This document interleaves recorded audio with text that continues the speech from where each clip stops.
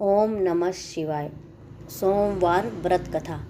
एक बहुत धनवान साहूकार था, जिसके घर धन आदि की किसी प्रकार की कोई कमी नहीं थी, परंतु उसको एक ही दुख था, उसके कोई पुत्र नहीं था। वह इसी चिंता में दिन रात रहता था। वह पुत्र की कामना के लिए प्रति सोमवार को शिवजी का व्रत और पूजन किया करता था तथा सायंकाल को शिव मंदिर में जाकर शिवजी के श्री विग्रह के सामने दीपक जलाया करता था। उसके इस भक्ति भाव को देखकर एक समय श्री पार्वती जी ने शिवजी महाराज से कहा, महाराज, यह साहूकार आपका अनन्य भक्त है और सदैव आप पर का व्रत और पूजन बड़ी श्रद्धा से करता है। इसकी मनोकामना पूर्ण करनी चाहिए। शिवजी ने कहा, हे पार्वती, यह संसार कर्म क्षेत्र है।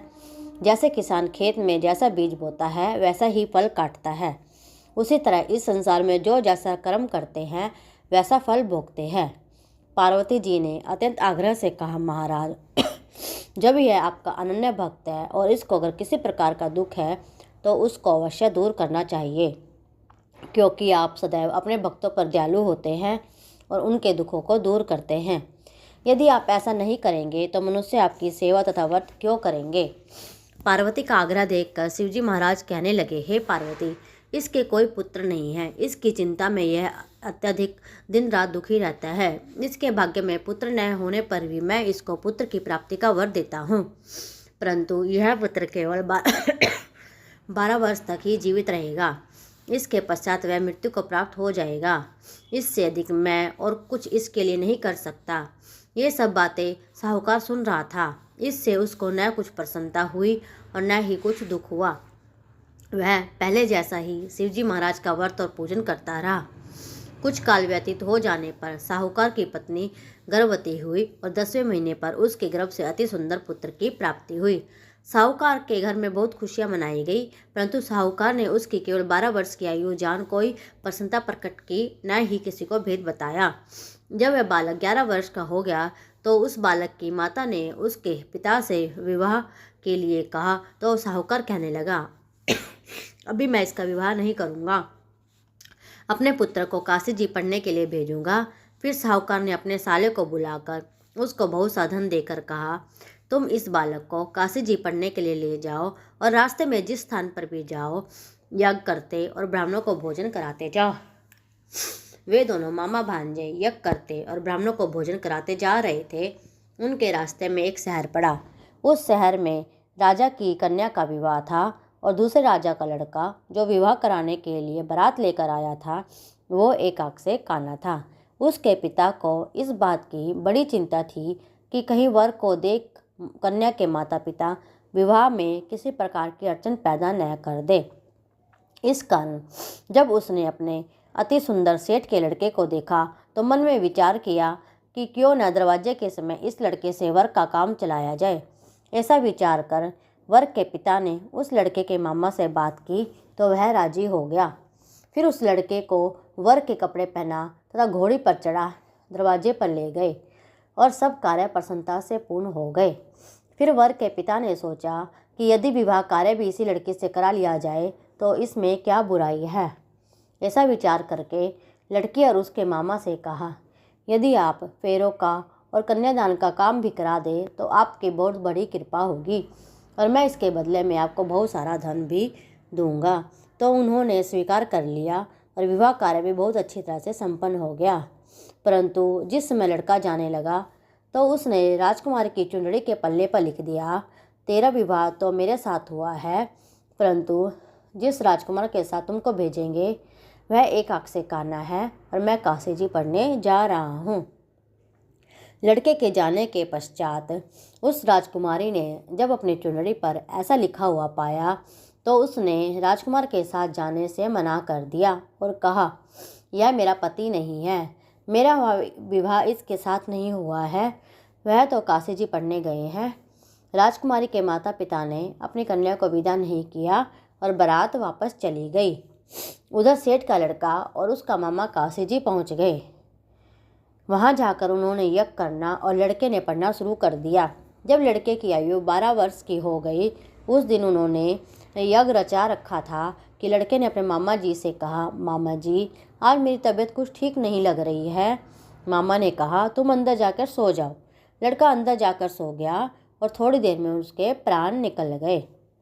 जब उसके मामा ने आकर देखा तो वह तो मरा पड़ा है।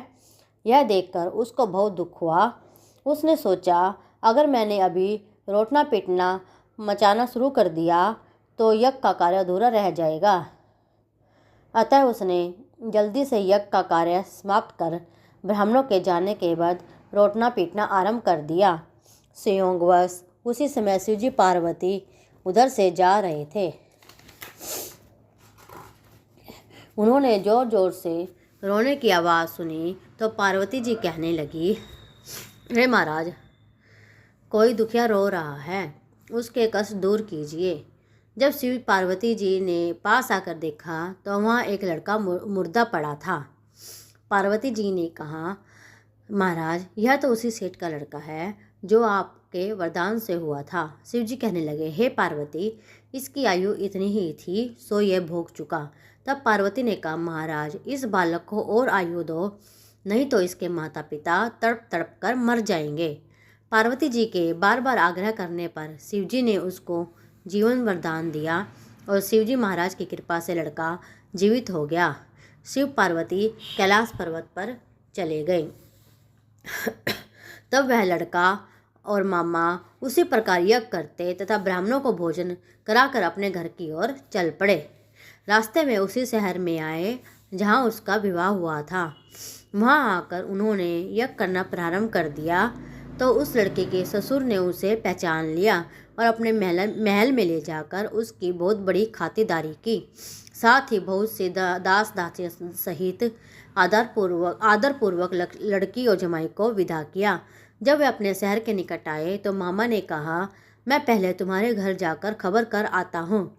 जब उस लड़के का मामा घर पहुँचा तो लड़के के माता पिता घर की छत पर बैठे थे और यह प्रण कर रखा था, यदि हमारा पुत्र सकुशल लौट आया तो हम राजी खुशी नीचे आ जाएंगे, नहीं तो छत से गिरकर अपने प्राण खो देंगे। इतने में उस लड़के के मामा ने आकर यह समाचार दिया कि आपका पुत्र आ गया है, पर उनको विश्वास नहीं हुआ। तब उसके मामा ने शपथपूर्वक कहा, आपका पुत्र अपनी पत्नी के साथ बहुत सारा धन लेकर आया है। तब सेठ ने आनंद के साथ उसका स्वागत किया और बड़ी प्रसन्नता के साथ रहने लगे। इस प्रकार जो कोई भी सोमवार का व्रत धारण करता है अथवा इसकी कथा को पढ़ता और सुनता है, उसकी सब मनोकामनाएं पूर्ण होती हैं। शिव जी की आरती। जय शिव ओमकारा, प्रभु जय शिव ओमकारा, ब्रह्मा विष्णु सदा शिव, ब्रह्मा विष्णु सदा शिव, अर्धांगी धारा। ओम जय शिव ओमकारा, जय शिव ओमकारा, प्रभु जय शिव ओमकारा, एकानन चतुरानन पंचानन राजे, शिव पंचानन राजे, हंसासन गरुड़ासन, हंसासन गरुड़ासन, वृषवाहन साजे। ओम जय शिव ओमकारा, दो भुज चार चतुर्भुज, दस भुज ते सोहे, शिव दस भुज अति सोहे, त्रिगुण रूप निरखते त्रिभु जग मोहे। ओम जय शिव ओमकारा, अक्षमाला वनमाला मुंडमाला धारी, शिव मुंडमाला धारी, चंदन मृगमत सोहे, चंदन मृगमद लेपन, भोले शशिधारी। ओम जय शिव ओमकारा, श्वेतांबर पीतांबर बागंबर अंगे, शिव बागंबर अंगे, सनकादिक ब्रह्मादिक, सनकादिक ब्रह्मादिक, भूतादिक संगे। ओम जय शिव ओमकारा, कर के मध्य कमंडलु चक्र त्रिशूलधारी, शिव चक्र त्रिशूलधारी, सुखकारी दुखहारी, सुखकारी दुखहारी, जग पालन कारी। ओम जय शिव ओमकारा। ब्रह्मा विष्णु सदा शिव जानत अविवेका। शिव जानत अविवेका। परमाक्षर में शोभित यह तीनों एका। ओम जय शिव ओमकारा। त्रिगुण स्वामी जी की आरती जो कोई नर गावे। कहत शिवानंद स्वामी कहत हरिहर स्वामी मन वांछित फल पावे। ओम जय शिव ओमकारा। प्रभु जय शिव ओमकार। ब्रह्मा विष्णु सदा शिव अर्धांगी धारा। जय शिव ओमकारा। ओम नमः शिवाय। प्लीज़ मेरे चैनल को लाइक करें, शेयर करें, सब्सक्राइब करें। थैंक